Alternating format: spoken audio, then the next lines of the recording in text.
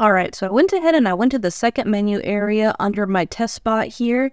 Now, anytime you program a shortcut, this is going to be attributed only to bot. So you can actually have shortcuts for each one of your bots. The way that you get there is you're going to be going to your tools and then over to shortcuts. See, there's nothing here right now, but let me show you how easy it is to add something in that your team will be able to use in the future.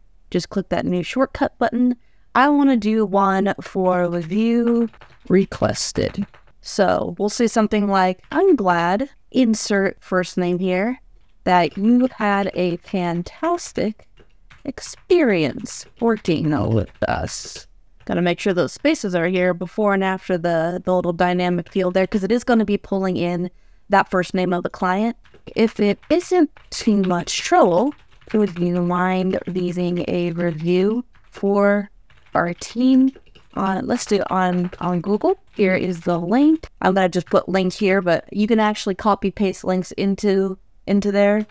It would greatly help us further our reputation in your area. Something like that, right? So I go ahead and save, and that's it. That is literally how you would create your canned response. See, now when you're thinking about it and you have like a link put in here, or you have something where you have to type a whole lot of information, this is going to save your team so much time. And also, like, not everybody in your team is going to know how to phrase things in the way that you think are going to be more effective. So let's go back to the live chat and take a look at our new shortcut that we made. Now when I type \, hey, there we go, review requested. So I'll click on it, and if you notice, it still has that dynamic field in here. As soon as it sends, it'll pull the name from the client card. In this case, it won't, because the client, if you notice, doesn't actually have a name listed here. Under username, it's got their phone number. But under all of your circumstances with your bot is going to be pulling the first name. And so you could say, yeah, I don't really need to say their first name, or I want to say this a little bit differently.